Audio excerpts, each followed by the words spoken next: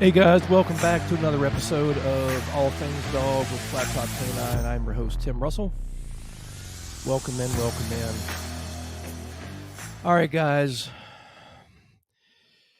This was not a planned podcast, but it's something that I need to touch on again because I've received several phone calls here recently that are very disturbing, and it's an ongoing issue with the dog training world. Okay. So we're just going to have to address it. All right. Now, before we get started, you can find the podcast on Apple, Spotify, Audible, Amazon Music, and Podbean. Also on my YouTube channel, FlatTop K9. That's the letter K, number 9. Don't spell out K9. You can see the video version there. Okay. Now, a couple weeks ago, I did a giveaway, and I'm going to do it again. It's nothing big, okay? It's just a FlatTop K9 sticker and a FlatTop K9 rubber wristband. Shoot, I guess I should have come up with a question. Let me see if I can think of something real quick. Oh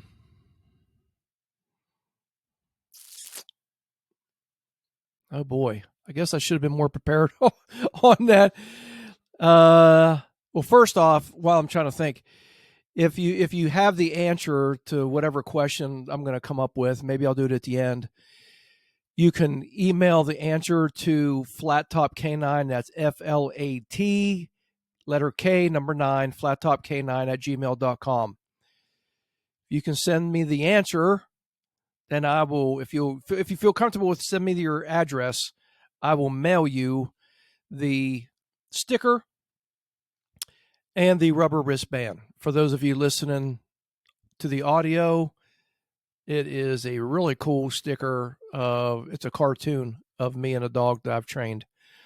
And the bracelet is black with white lettering. Okay. So, okay, here I'll just make it easy. And you guys you may have to research it in case you don't know who I am or how I normally do things, and you just found me on Spotify or something. Here's the question. Where do I keep the dogs when they come to me for board and trains? Where do I keep the dogs when they come to me for board and trains? You're probably going to have to look it up. Okay. Now, before I get into anything today, I'm going to talk about, and this is going to really be relevant here in just a little bit when we do some Q&A. There are some products out there for gut health, joint health, coat, all these things. And a lot of the vets recommend Dasequin. You can go buy Cosequin at Sam's or Costco, but none of them compare to New Vet Labs products. Period. Now I'm going to show this in the camera for those who are going to be watching on YouTube. The green bottle is their prebiotic that is good for their gut health, their coat. I've said it before and I'll say it again. My big boy Nico, he's a Malinois Shepherd mix. He would go several days without eating. I mean, especially in the summertime. Scratch. I mean, couldn't hardly walk across the floor without scratching. And that has all changed. Okay. He's put his weight back on. He looks awesome. He never misses a meal. And it's because of that prebiotic. Now, the blue bottle is the joint supplements. The one that I use and the one that I recommend is the DS. That stands for double strength. Okay. So I'm going to do something here on the computer here real quick. So that's what I recommend. Okay. If you have a younger dog, you could probably start them off on the New Joint Plus. It's a smaller dosage, but I use a DS. I have a 2, 6, and a 7-year-old Shepherds. Okay. And our little 6-pound Malshipoo, I cut her wafers up into fourths, and she gets a piece of that every morning, along with the prebiotic. Be proactive with the dog. Okay. Don't wait for something to happen. Get this in their system, protect their joints. So many vets that tell their clients to spay and neuter their dogs early. And guys, I'm telling you, it is damaging to the dogs. Their joints don't close right. Their growth plates don't form properly. The long bones could keep growing. Their brain development is jacked up. I mean, I see it all the time when they come here for training. And the one thing I go to, I'll say, when was your dog spayed or neutered? 3 months, 6 months, 9 months. Wait until the dog is at least 2 years old. Yeah, if it's a female, you're going to go through some cycles, but deal with it. You got the dog. Just deal with it. If you really want to do what is best for the dog, you will wait. If you don't care, like some idiots, then why did you even get the dog? If you're not going to do what's right for the dog, why did you even get it? So I do make a little commission on this. I still don't know what it is because honestly, I don't care. I just know that I have many of my clients that are on it and many people that are not my clients that are on it. Okay. So I'm going to do Q&A in a little bit, but because I'm on this topic right now, I want to address this situation with this 3-year-old Shepherd.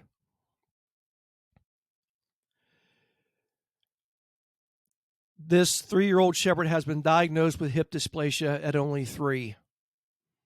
And they're crying about it, and of course you can understand that.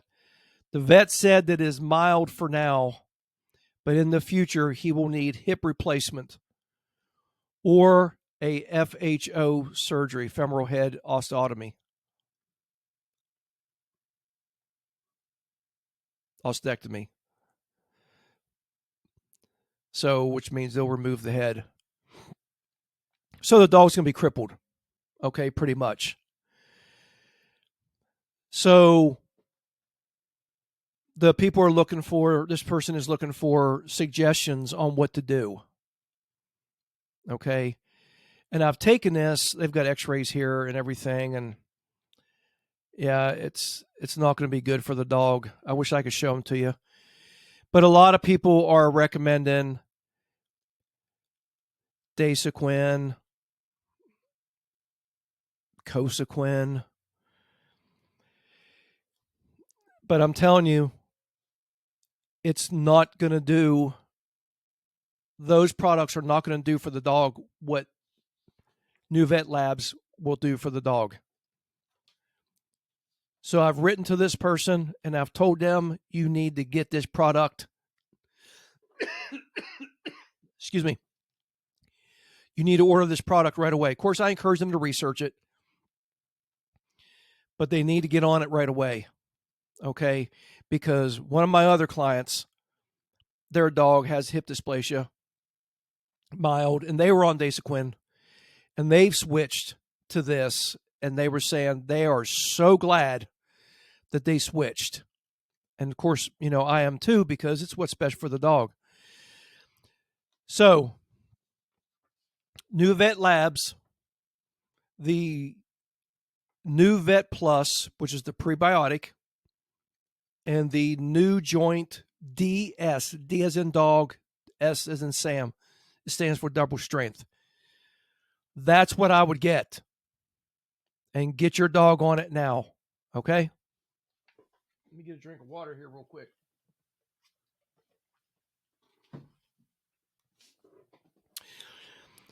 So, today's topic. I have talked about this in some other podcasts here fairly recently.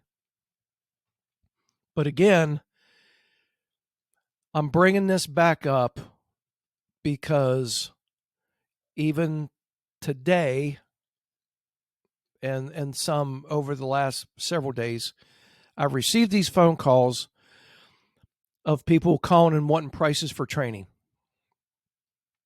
Now, I'm not going into that, but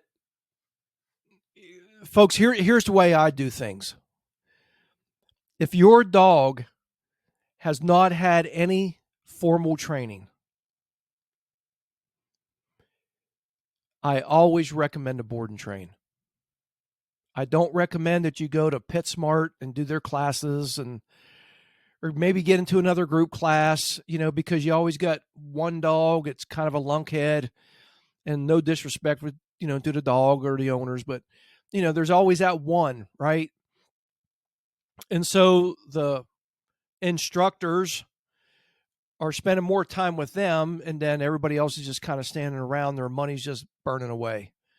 So I don't recommend that. So I recommend do your research, seriously do your due diligence, and find a trainer that you like and get on their schedule.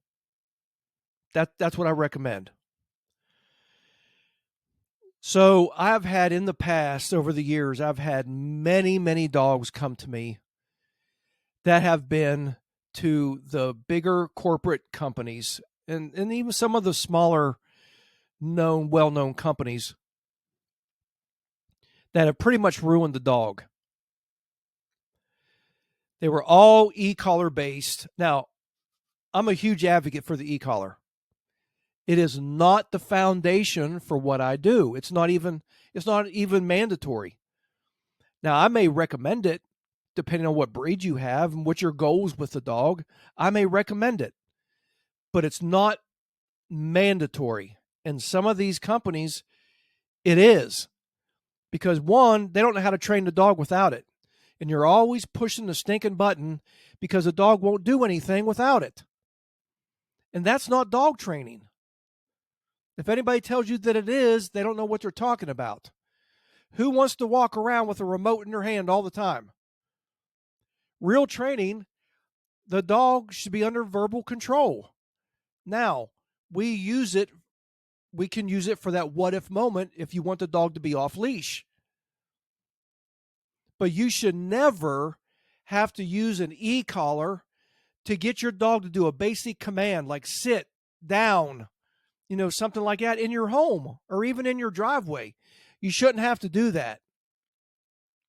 And this thing must make me itch when the air comes back. It tickles my mustache. But anyways, I talked to a lady the other day that went to a very known corporate company, a franchise.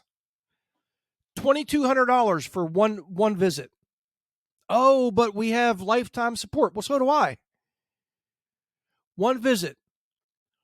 And that person told me, she said, when I left, I didn't know what I was doing. She said, I don't even use the e-collar, and the dog doesn't do anything. I think maybe a basic sit, but that's it. No recall, none of that stuff. And it is a ripoff. It's unethical. But these companies do it all the time. Oh, we're only going to keep your dog, for one day, but Tim's going to keep your dog 3 or 4 weeks. You know what I mean? So it suckers people in. So,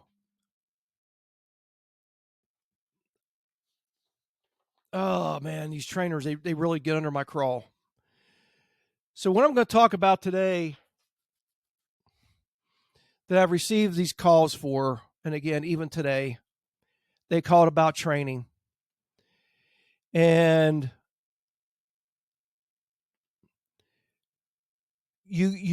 they want to know price. Everybody's shopping for the best price. And I get it. If I'm going to go buy a car, I'm going to look for the best price. But if you do that with a dog, your dog is going to be the one that's going to pay for it. So we talked for a while, and again, this is with several other people, but I'm, today, since it's fresh.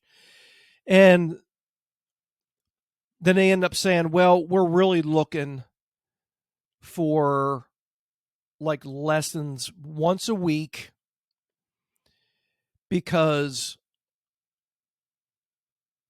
of the bad experiences that they've heard of or researched with trainers.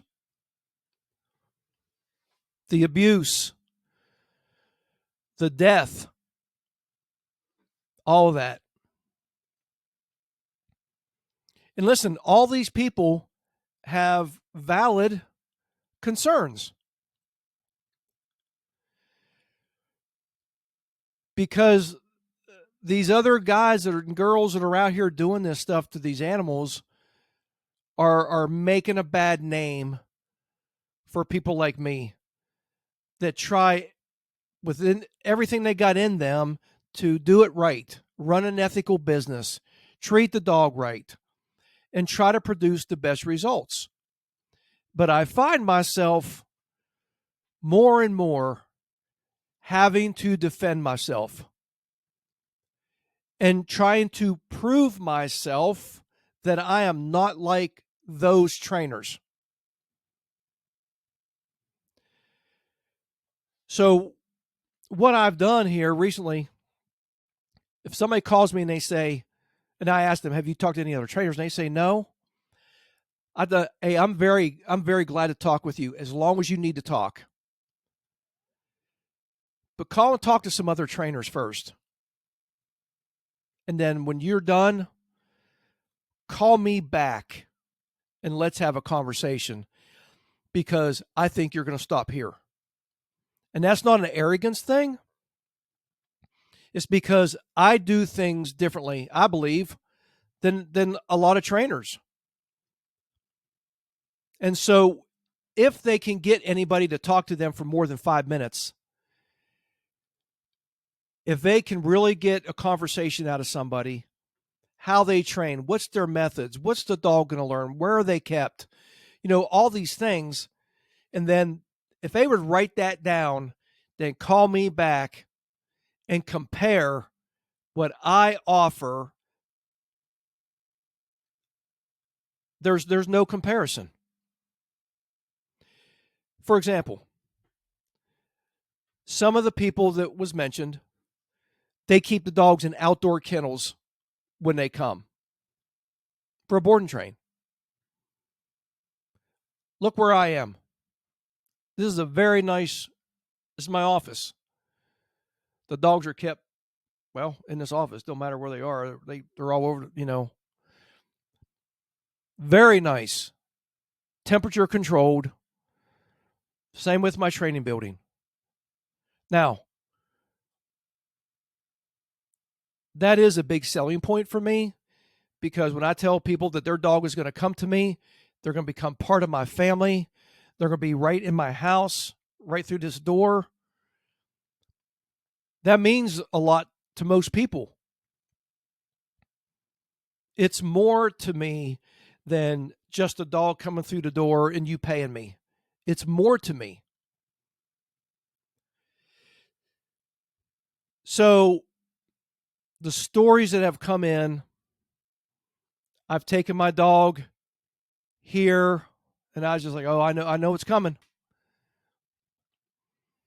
Day one, slap the e-collar on the dog. The dog's already got issues and the dog starts acting up and they just crank it to 99 and they're trying to fry the behavior out of the dog. Dog starts taking off running, peeing and pooping. And I hear it all the time. But you know what? People will continue to go to these people because they're less money and they spend less time with the dog.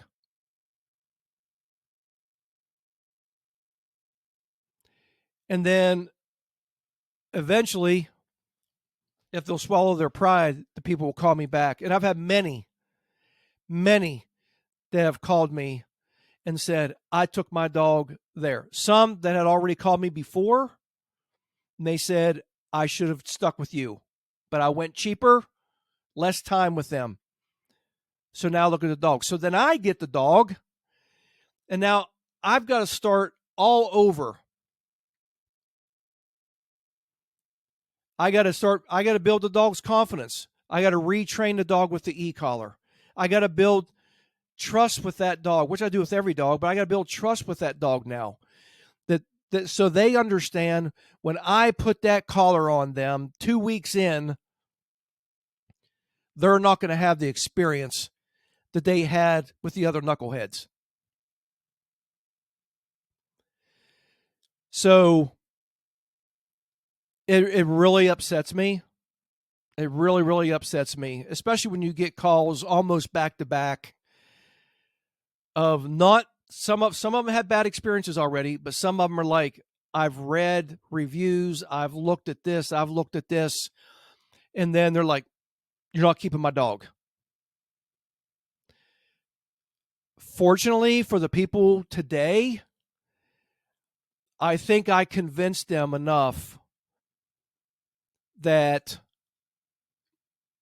they're going to end up bringing their dog to me for a board and train. I don't just tell people, here's the cost, here's my availability, can I sign you up? I don't do that. If you call me and you talk to me, and if you tell me who you've talked to, I'll be honest. If I don't know who they are, I'll tell you. But if they're butchering dogs, you better believe I'm going to tell you who it is. And I will say, stay away from them. Now, if they want to stop and turn their life around and start treating the dog right, then it'll be a totally different conversation. But until they do that, I will expose them. Look at the largest dog training franchise in the country. Look it up. And you'll know at least one of them that I'm talking about. It's sickening because they're the number one company that I get complaints about. But again, people will call, get a price. Don't care nothing about how you're going to train the dog. Don't care where you keep the dog. Price. Well, the other person I talked to, one of the other people that I talked to, they said they sent their dog off to a trainer. That trainer kept the dogs, 2 dogs, for 6 weeks. 6 weeks. And only charged them $900 per dog. I won't even consider that. But you know what they got? Nothing. Nothing. But I signed those dogs today. So now this lady is going to spend a whole lot more on top of what she's already spent to get the proper training for the dog. And she's going to get good training. Good training. And I'll tell you what, now since I'm on my high horse,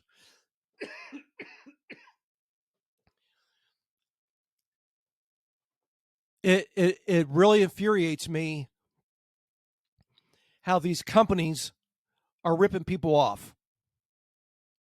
Okay? You should not be charging $5,000 and up. Sorry, guys. Let me get a drink.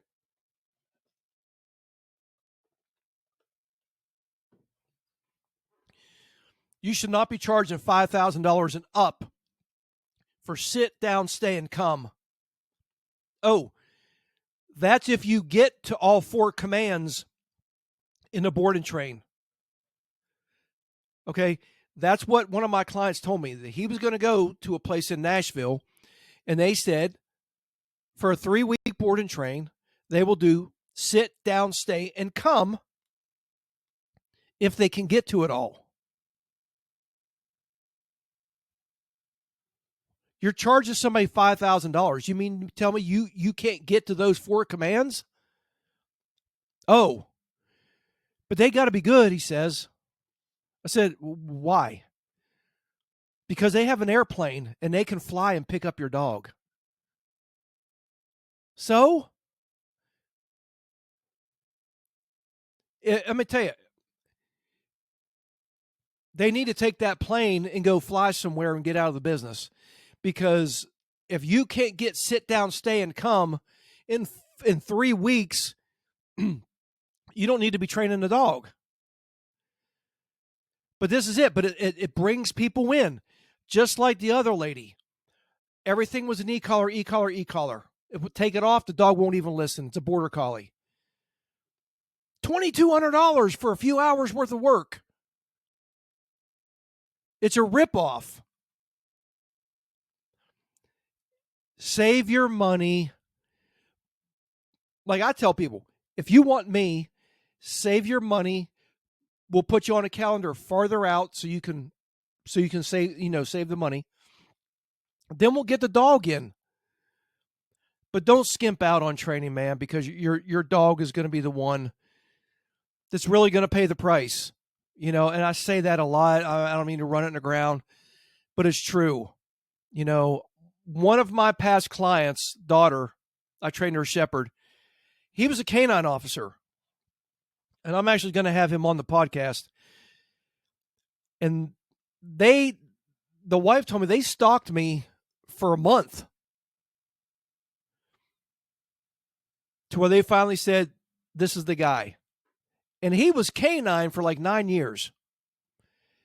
He himself even said, we looked in to this other company, the largest in the nation. He said, and when I saw the reviews, he said, there's no way I was going to let my daughter send their dog to that company. Same way with this family today. I said, listen, even if you don't use me, don't do it. Don't do it. For one, it's not going to work long term. But don't do it. Do not do that to your dog. So it's really bad that I have to spend so much time on the phone with somebody. But hopefully, I'm putting some trust back with people, because people, listen, I know that it's a big deal to let your dog go with somebody that you don't know. That's why I say, do your due diligence. If you contact a trainer and they want to meet you at a park somewhere instead of coming to their facility, you need to go the other direction. That's a red flag right now. You got to go. You got to move on. I'm an open book here. If you want to come here, you just let me know you like to come, and I'll let you come, because I got to open up the gates. People should be able to come to see your facility. They should be able to see where their dog is going to stay. If I ever take my dog somewhere, I'm going to know how many hairs you got on your head. Guarantee it. There's no excuse. There is absolutely no reason why a potential client should not have access, at least in the beginning, to come and see your facility.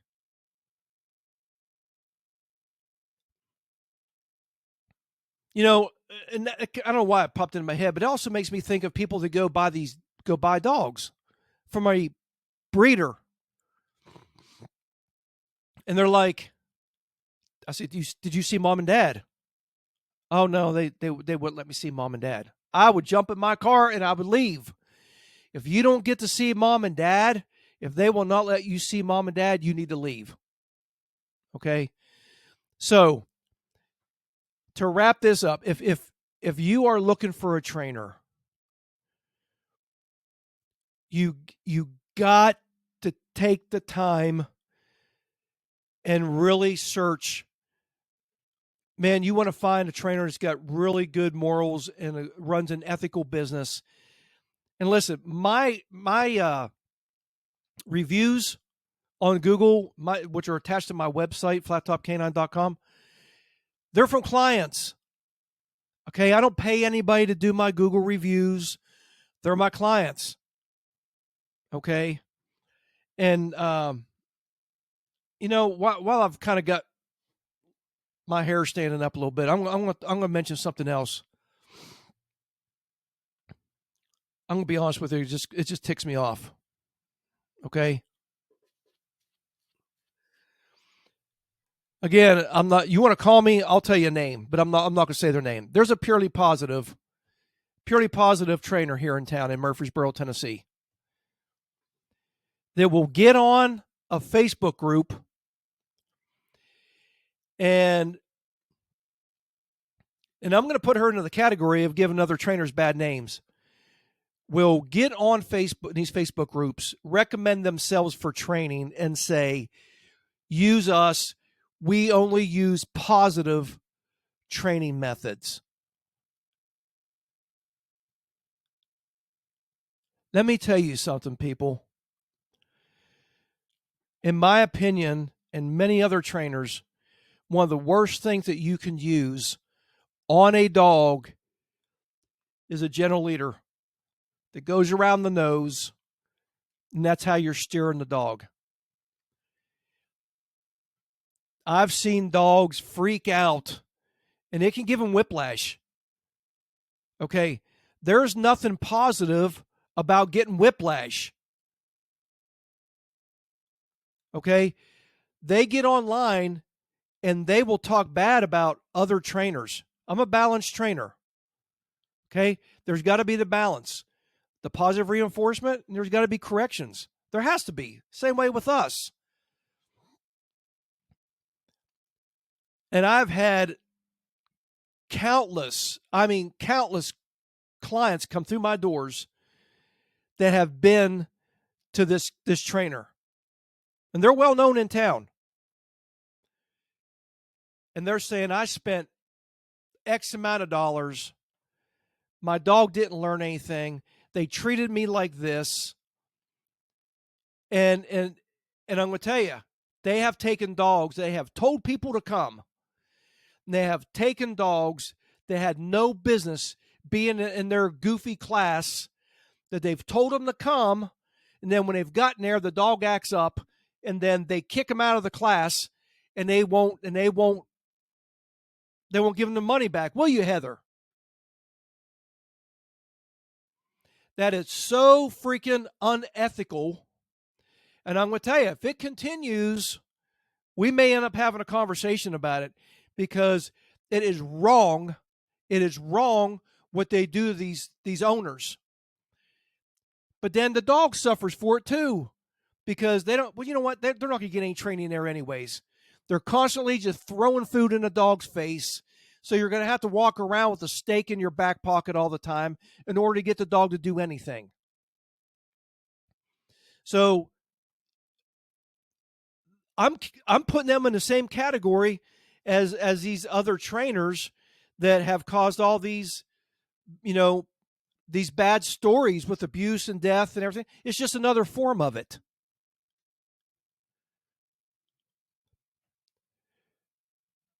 If you're not going to treat people right,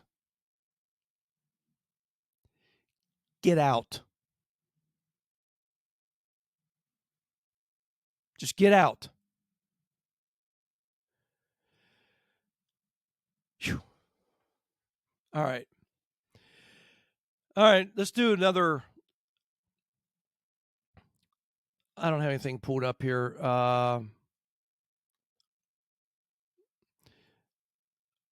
I'm not going to do a lot of this. I'm trying to keep it short today. We're at 34 minutes right now.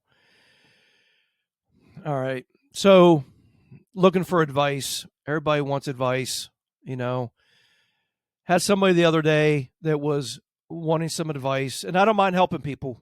Guys, I've given away a lot of free advice. I've done it today. But when you take the advice and that works, and then you come back for more, and then you do that, and then you come back for more, I have to draw the line. That's what people pay me for. Like one time I remember I helped a guy. Um, I helped a guy that, and he was a guy that I knew, and he had a German Shepherd, and he kept coming to me for suggestions and help, and so I helped him, and everything worked, and so he ended up getting another German Shepherd, and after all the help that I gave him, he sent it to another trainer. You know, and that has stuck with me, and I thought it was dirty, but hey, it's his dog, it's his money. I guarantee you. And he actually sent his dog to the one training group that I've been talking about. So this lady, she says advice is needed on how to correct an overprotective behavior. I'm actually going to be looking at a Mastiff next week with the same issue. I have a 3-year-old female German Shepherd. For 2 weeks, she got along great with my 5-month-old Corso pup, and still does really well until my 5-year-old daughter wakes up.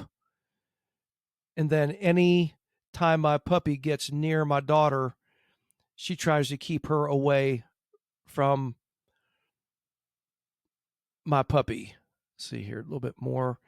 Is always she always stops when I tell her to, but if I have to go to the bathroom, I hear her growling and barking, but I come back but then she is fine. I'm just confused. So it's really coming down to, you just got to make it clear to the dog what you want, what you don't want. I mean, really, it is that simple. So if that dog is claiming that space, put a leash on the dog, or do use what we call spatial pressure, where you can use your body to walk into the dog and tell the dog to go or out, whatever command you're going to use, and don't allow that dog to claim that space. I was talking to somebody just a little while ago about this. People get dogs, a little bit off topic.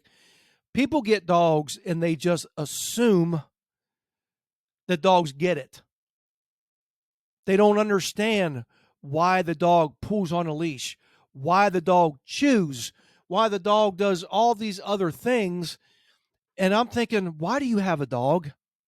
Literally, why do you have an animal? Because that's like common sense 101. Okay, that dogs just, they don't know. We have to teach them. So the dog is just doing what dogs do. It can turn into resource guarding, or it could just be the dog's protecting a child. But the bottom line is, you are the leader of the home. You're the leader of the home. Make the dog do what you want it to do. If you don't want the dog to do that, then correct the dog for doing it.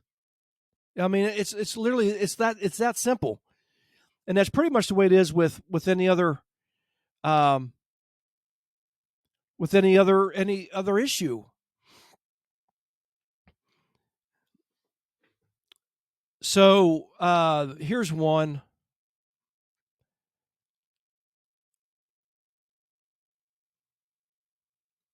Oh boy. So I'm glad I can't show you these pictures, and I'm not going to go and. Okay.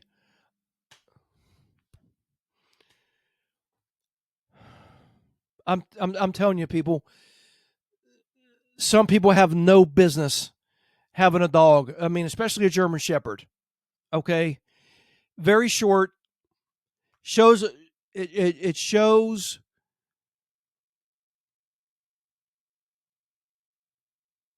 this German Shepherd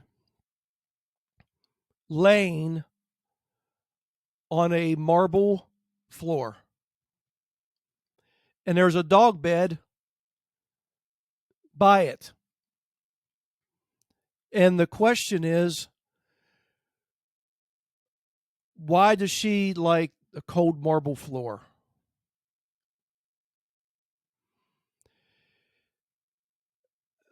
These dogs' coats, they're hot. I mean, God designed these dogs to lay outside in the dead of winter, zero weather, on rocks. Okay? And so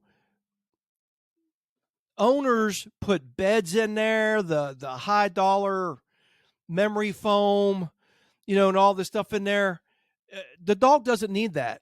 That makes the human feel good. Get it out of the crate.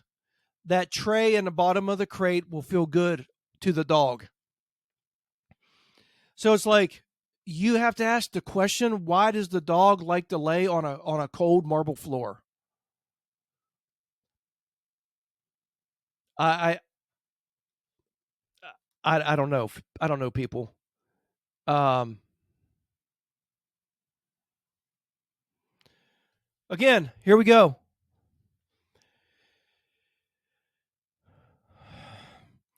My 9-week-old German Shepherd, and this is going to be with any breed, is driving me crazy with a nonstop nipping. Any suggestions before I need a new pair of hands and heels?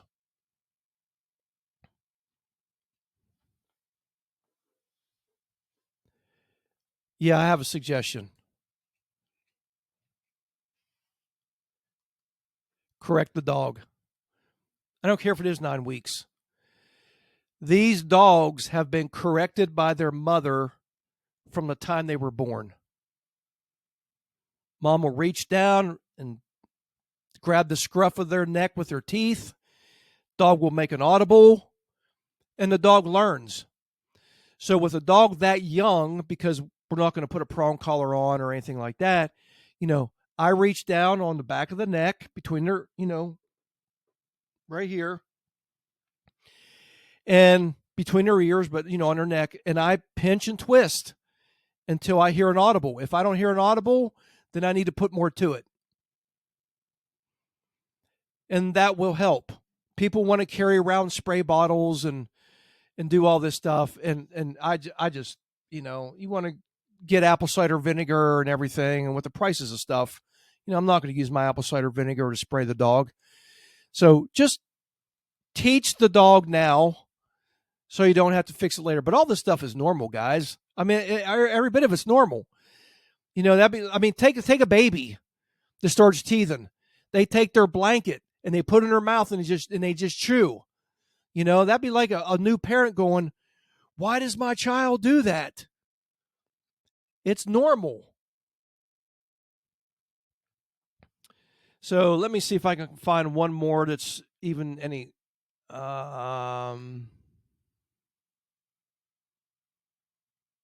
Okay.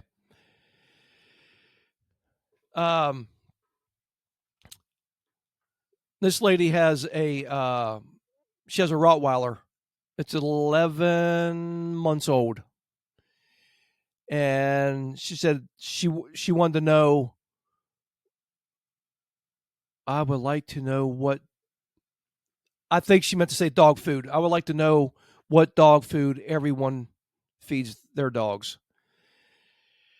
She said, I use Blue Buffalo. Okay. I don't use Blue Buffalo. I don't know much about it, but I will tell you what I do use. If you have a large breed dog, one of the top rated kibbles out there is Diamond Naturals. All of my shepherds got the Diamond Naturals large breed puppy food, lamb and rice, until they were a year old. And then I switched them over to the Tractor Supply 4Health salmon and potato. And that's what they're on now. I have had many clients come to me on Purina. 99.9% of the clients that came to me on Purina, their dog has issues. That's no joke. And I'm not endorsed by Diamond Naturals or 4Health. Every time they come here with a dog on Purina, they have issues. And so I talk to them. I say, hey, if you'll trust me, let me check it out. Let me kind of give some of my food and see.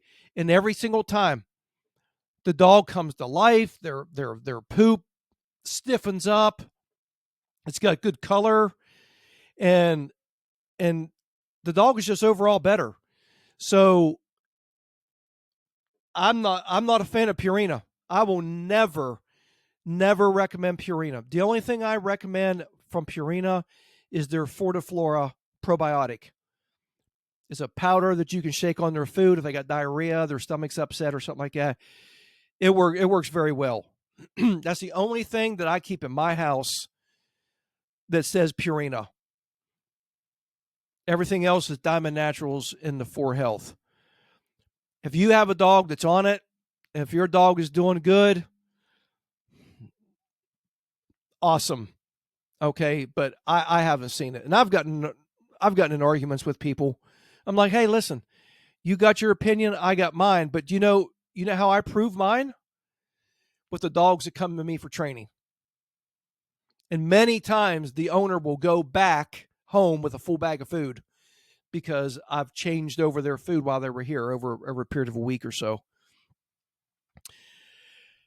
All right, guys. So that's my rant for the day. Hey, listen, I appreciate we're starting to gain a little bit of traction on those on the podcast platforms, and I appreciate everybody that's subscribed and taking the time to listen. I just recently went back to Ohio for a few days to visit family, and I listened to podcasts almost all the way up and definitely all the way back, and it definitely made the 9-hour trip go much faster. So I appreciate it. If you don't mind, just please share. You got friends you can share it with, and to get the word out. That's the only way we're going to be able to gain some traction.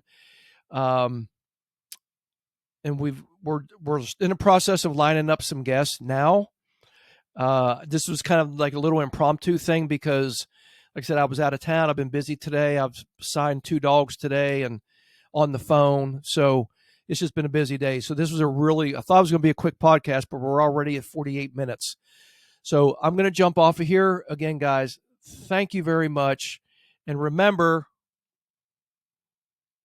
where do I keep the dogs when they come for training? You can send your answer to FlatTop K9 at gmail.com. Guys, Lord willing, I'll see you next week.